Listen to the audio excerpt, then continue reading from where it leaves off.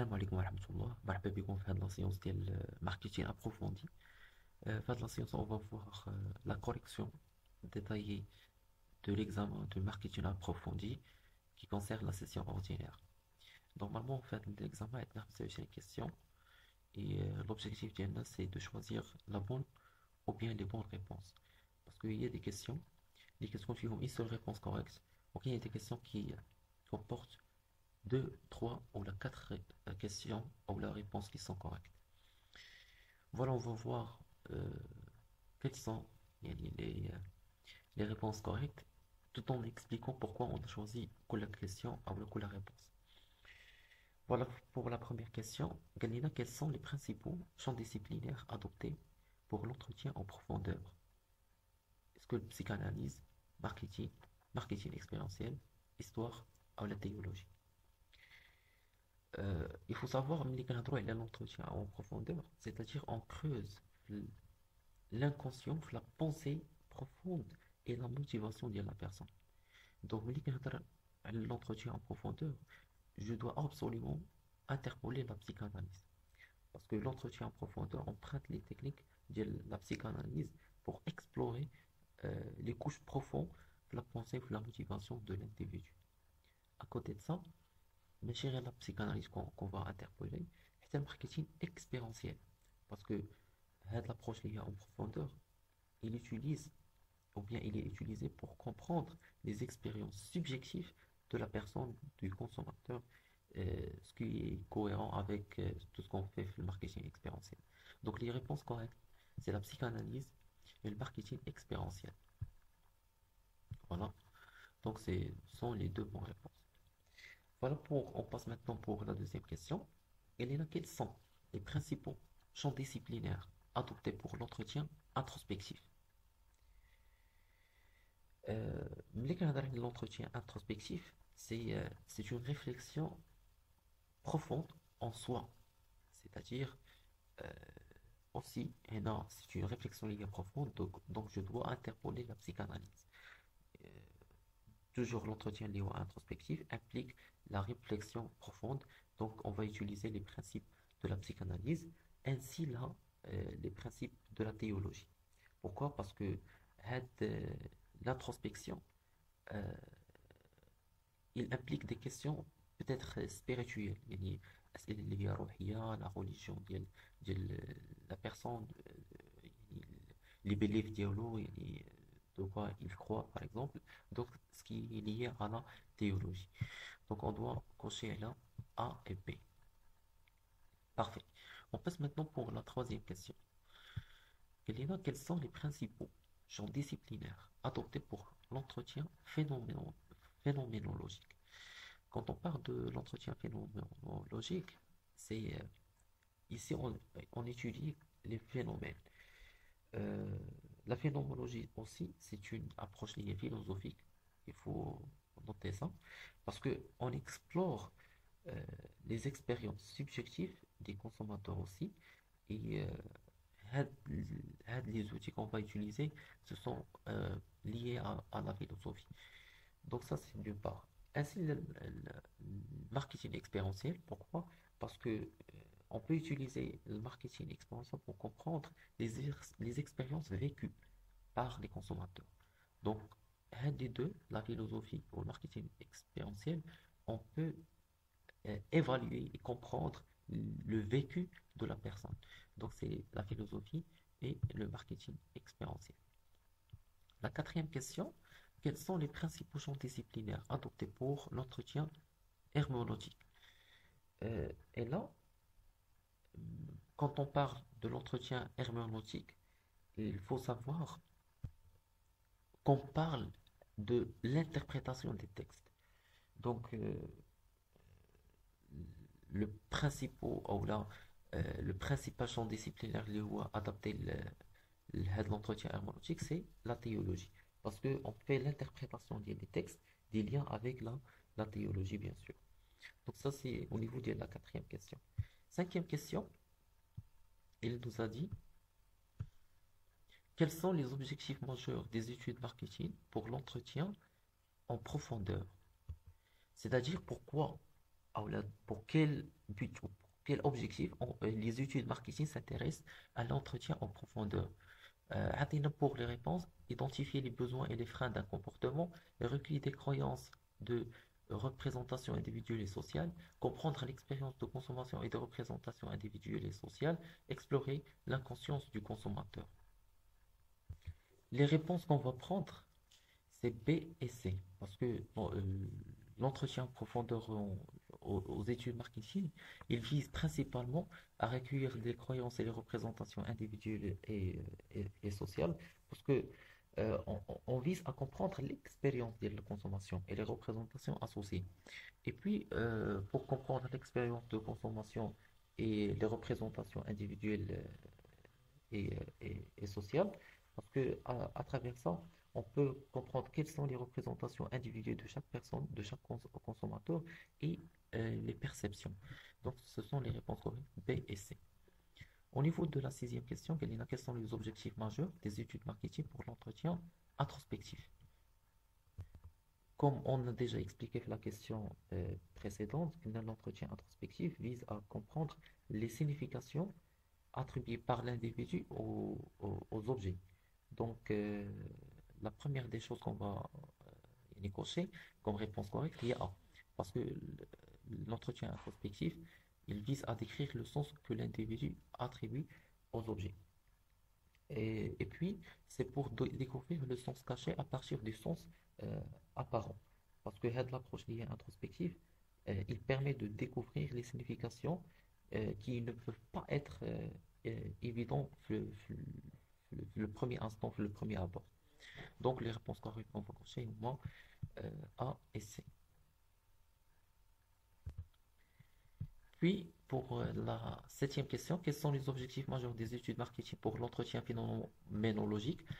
Euh, A, décrire l'expérience de consommation. A, identifier les besoins et les freins d'un comportement. C, comprendre l'expérience de consommation et ses représentations individuelles et sociales. D, découvrir l'intention donnée aux choses par l'individu. Ou bien E, c'est décrire le sens que l'individu attribue aux objets. Donc normalement, pour l'entretien phénoménologique, ce qui est pertinent pour les études marketing, c'est la description des expériences. Donc on va considérer la réponse A. Il est évident de décrire l'expérience de consommation pour les études marketing, l'entretien phénoménologique, ainsi de découvrir l'intention donnée aux choses par l'individu. Pourquoi? Parce que la phénoménologie explore les intentions derrière les expériences, ce qui est également important et pertinent pour les études marketing. Et néanmoins, de décrire le sens que l'individu attribue aux objets, parce que la description des sens, c'est un aspect clé de la phénoménologie et peut-être un objectif des études marketing. Donc, on va cocher les trois réponses maintenant, A, D et E. La huitième question, il nous a dit quels sont les objectifs majeurs des études marketing pour l'entretien herméneutique. Donc, A, c'est décrire le sens que l'individu attribue aux objets. B, découvrir le sens caché à partir du sens apparent. C, comprendre l'expérience de consommation et de ses représentations individuelles et sociales. Ou bien D, identifier les motivations et les freins d'un comportement. Donc normalement, quand on parle les objectifs de l'entretien herméneutique, les études marketing, c'est normalement pour découvrir le sens caché à partir du sens apparent. Parce que l'herméneutique, il vise à interpréter le sens caché derrière les apparences. Et puis, c'est pour comprendre l'expérience de consommation et ses représentations individuelles et sociales. Parce que également l'herméneutique, il peut être utilisé et comprendre les expériences de consommation et les représentations sociales. Donc, il y a deux réponses qui sont correctes, c'est B et C. Donc, voilà pour la huitième question. On passe maintenant pour la neuvième. En sémantique, le texte est limité au seul contenu intrinsèque, le contenu explicité d'un discours ou récit, système d'expression linguistique, les icônes gestuelles, etc. D, l'expression matérielle du signe. E, la valeur objective du signe. Ou bien F, l'essence conceptuelle du signe. Donc, normalement, la sémantique, le texte est limité au seul شنو هما les éléments qu'on va utiliser euh, comme écrit ou là comme texte sémantique.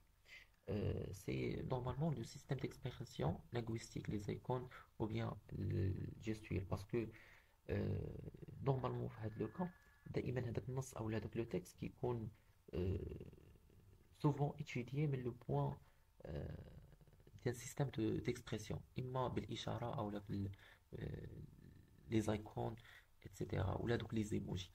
Donc هذا هو اللي كيكون عندنا في en sémantique le système d'expression. Voilà, donc on a une seule bonne réponse pour la question 9. Euh, la deuxième question, quel est lequel représente le désir aux instances freudiens? Donc le surmoi, le moi, le persona, le soi, ou ça, ou bien l'inconscient. Donc quand on parle de la psychanalyse freudienne, voilà, le ça, il représente les, euh, les pulsions et le désir. Donc c'est le ça. Donc ça au niveau de la question numéro 10. Et pour la question numéro 11, il nous a dit, les questions managérielles et les questions d'études sont les plus souvent identiques, voisines, différentes, divergentes, complémentaires. Donc les questions managérielles, c'est-à-dire les questions des entreprises. Et les questions d'études, ce sont les questions des études marketing, sont les plus souvent voisines. Donc, c'est la réponse B. Donc, ils ne sont pas identiques parce qu'il y a un certain, des écarts, mais le plus souvent, ils sont voisins. Donc, c'est la réponse B qui est correcte au niveau de la question 11. La question 12, l'étude de marché conduit le plus souvent à- au maintien de l'incertitude, à la réduction de l'incertitude, à la suppression de l'incertitude, à l'élimination de l'incertitude, ou à l'augmentation de l'incertitude dans le texte. Donc normalement, quand on fait des études marketing et des études marché, alors ça conduit le plus souvent à la réduction de l'incertitude. Donc c'est l'objectif principal derrière les études marché, c'est pour réduire l'incertitude en fournissant toutes les informations pertinentes et nécessaires. Donc ça, c'est au niveau de la réponse, c'est la B.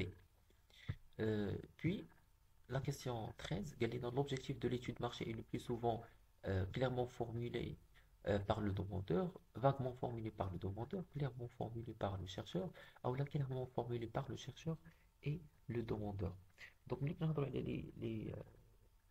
l'étude marché, il est clairement formulé par le chercheur et le demandeur en même temps. Donc, c'est la réponse D. Voilà. Parce qu'il y a une collaboration entre le chercheur et le demandeur, la formulation euh, des objectifs de recherche. La question 14, Galino, donc les études de marché, le meneur du projet cherche à appréhender le non-dit, le niveau de l'inconscient, de comprendre l'évaluation et les attitudes du comportement du consommateur, à l'associer aux groupes différents variables. Donc, au niveau de la quatrième ou la 14e question, quand on cherche bien sûr, ou bien le meneur de projet, il cherche le plus souvent à évaluer le niveau de l'inconscient. Yani, c'est ce qu'on appelle d'aller au-delà de la rationalité du discours. Donc, on cherche à euh, bien sûr évaluer euh, l'inconscient, c'est-à-dire l'away de la personne. Donc, d'aller au-delà de la rationalité le discours et souvent comprendre quelles sont les motivations inconscientes des répondants. Donc, ça aide dans la réponse B, il est correct.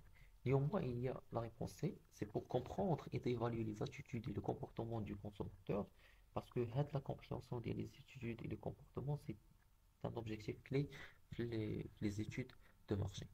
Donc, ce sont les deux réponses correctes, B et C. La 15e question, quel est le paradigme épistémologique le plus adéquat pour l'approche qualitative? C'est-à-dire, elle a des approches ou l'approche qualitative ou l'approche quantitative, qui est la mieux adaptée avec يعني, quelle est l'approche ou le paradigme épistémologique اللي هو مناسب وكيتماشى مع l'approche qualitative. واش هو البوزيتيفيزم، l'interprétativisme, le constructivisme, la théorie enracinée ou le positivisme euh, aménagé, les mixtes. Donc normalement quand on parle d'une approche liée qualitative, par le paradigme épistémologique plus adapté, c'est l'interprétativisme. Donc c'est la réponse B. Parce que l'approche qualitative est souvent alignée avec le paradigme interprétativiste qui cherche bien sûr à comprendre les significations et les interprétations des participes. Donc c'est la réponse B. La 6e question, Galina, quelles sont les qualités du meneur du projet? C'est-à-dire quelles sont les caractéristiques, les qualités qu'il faut avoir pour un meneur de projet. Donc normalement, il faut avoir euh, l'intégrité. C'est c'est une qualité essentielle pour assurer la crédibilité de la recherche, de l'étude. Il faut avoir cette intégrité. Aussi le réalisme scientifique. Parce que le meneur de projet, il doit avoir un réalisme scientifique pour conduire l'étude d'une manière linéaire objective. Ici, c'est aussi c'est F, la curiosité scientifique. Il faut avoir une curiosité, le الفضول العلمي est nécessaire pour explorer d'une manière approfondie les questions de recherche. Donc maintenant, les réponses correctes, c'est C, D, F. L'intégrité et le réalisme scientifique, et la curiosité scientifique comme euh, des, euh, des qualités essentielles pour le meneur de projet. La 17e question, quel est l'objectif majeur des études qualitatives? Et là, on va parler des approches. L'objectif majeur des études qualitatives est de regrouper des hypothèses ou des variables, formuler hypothèses, rechercher le schéma relationnel, analyser le contenu, validité externe ou bien validité interne. Donc l'objectif majeur des études qualitatives, c'est de ressortir le schéma relationnel. Donc on a la réponse C, c'est-à-dire euh, le schéma relationnel, euh, le cadre théorique qu'on a déjà mené, aussi l'analyse du contenu. Parce que en termes d'études qualitatives, qui connaissent le contenu, mais qui connaissent des données quantitatives, qui connaissent un contenu, un discours, donc on analyse le contenu. Ainsi, on vise à la validité des liens internes. Donc, maintenant, les réponses correctes, c'est CTF.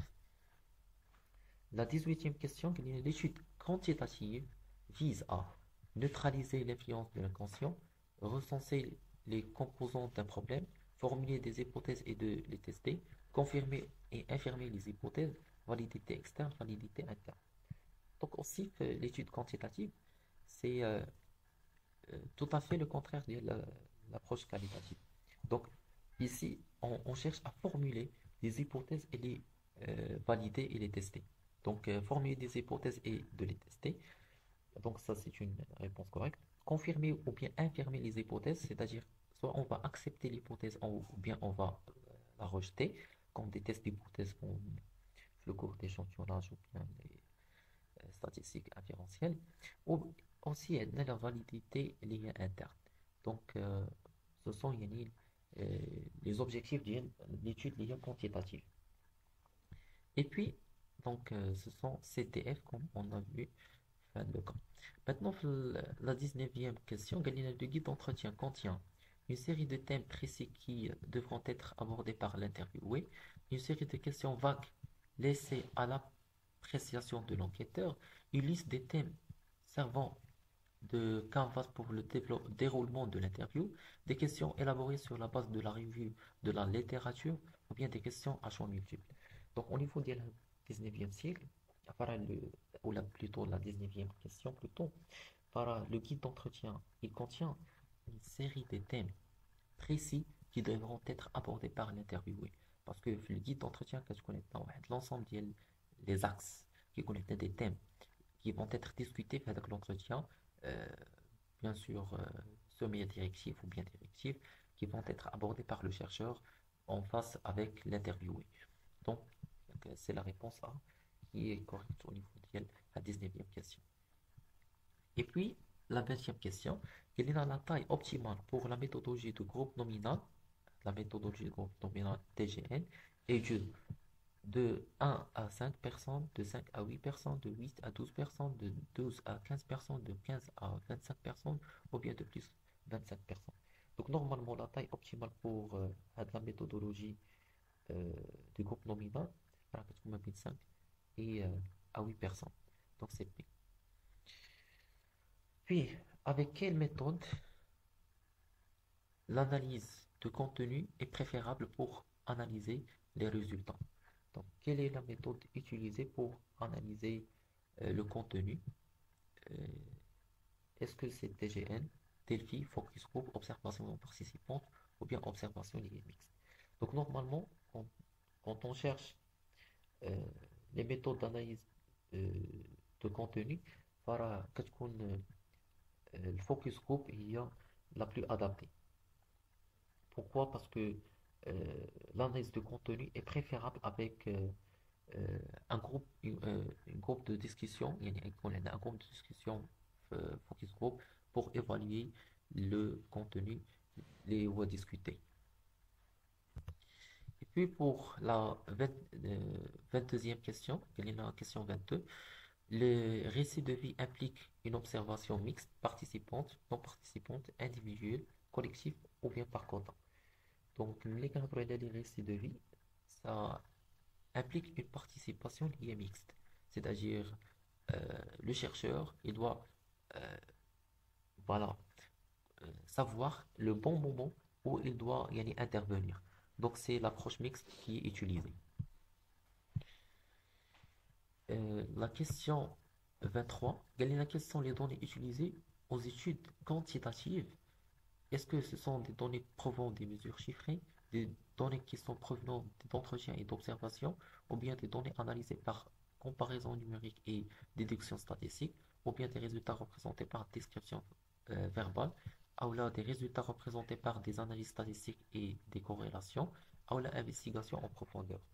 Donc normalement, quand on parle des les données qui sont utilisées pour les études quantitatives, euh, c'est normalement qu'on a des données les moins provenant des mesures chiffrées parce que كيكون شي حاجه اللي هي quantifiable mesurable كتعبر على des chiffres ارقام يعني ما كتكونش شي حاجه comme des mots او لا des expressions او لا des phrases خاص يكون des données qui sont chiffrées. Donc c'est la réponse A. ما كتكونش la réponse B. Pourquoi? Parce que les données qui sont provenantes d'entretien et d'observation كتكون في les études اللي هما qualitatives. Elle sait aussi parce qu'ils sont des données analysées par comparaison numérique et déduction statistique.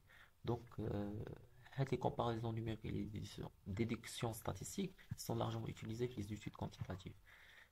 Puis, on a aussi les résultats qui sont représentés par des analyses statistiques et des corrélations. Parce qu'on cherche quelles sont les corrélations de causalité, ou bien les corrélations qui sont liées entre les variables. Et donc, normalement, moi, que je pense les résultats qui sont représentés par des descriptions verbales parce qu'il a dit que je pense les entretiens ou là, les études de qualitatives. Donc, les réponses qu'on va prendre, c'est ACE. Donc, voilà pour la question 23. On passe pour la question 24. Et maintenant, quelles sont les méthodes possibles utilisées aux études qualitatives? Et les études maintenant qualitatives, quelles sont les méthodes qu'on va utiliser? Moi, je la recherche des documentaire, observation, analyse de discours, sondage et questionnaire, sondage téléphonique ou en ligne, investigation, ou aucune de ces réponses. C'est-à-dire que la question 24, la méthode liée qualitative, on va utiliser nécessairement la recherche documentaire, comme l'aspect de relier les études qualitatives, donc constamment la recherche documentaire. Néanmoins, l'observation, c'est un aspect clé de la démarche qualitative. L'analyse des discours, aussi parce qu'on va analyser des mots, des phrases, et pas des chiffres. Ainsi, l'investigation comme un aspect clé des études qualitatives. Donc maintenant, ABCF, donc les bonnes réponses. Et finalement, la dernière question, quelles sont les méthodes possibles utilisées aux études quantitatives? On a même une recherche documentaire, sondage téléphonique ou en ligne, groupe de discussion, observation, analyse de discours, sondage ou questionnaire, ou là, aucune de ces réponses. Normalement, maintenant, les études quantitatives, comme on a déjà dit, voilà, c'est strictement le sondage. téléphonique ou en ligne. C'est-à-dire, on va faire des enquêtes par échantillonnage, des sondages téléphoniques ou en ligne. En plus, le sondage ou bien le questionnaire. Parce que هادو les éléments clés des études les quantitatives. Donc, les bonnes réponses, c'est B et F. Voilà pour jusqu'à maintenant, on a terminé l'ensemble des questions qui concernent l'examen de la session ordinaire. Voilà comment vous devez يعني, prendre les bonnes réponses. Vous avez vu أنه كاينين أسئلة اللي عندهم réponse وحدة صحيحة كاين اللي كيكونوا فيها جوج ديال les réponses صح كاين اللي ثلاثة كاين اللي أربعة. Donc vous devez prendre votre temps في l'examen et réfléchir profondément sur chaque question et avant de cocher là les réponses. Donc, je vous souhaite un très bon courage et à la prochaine.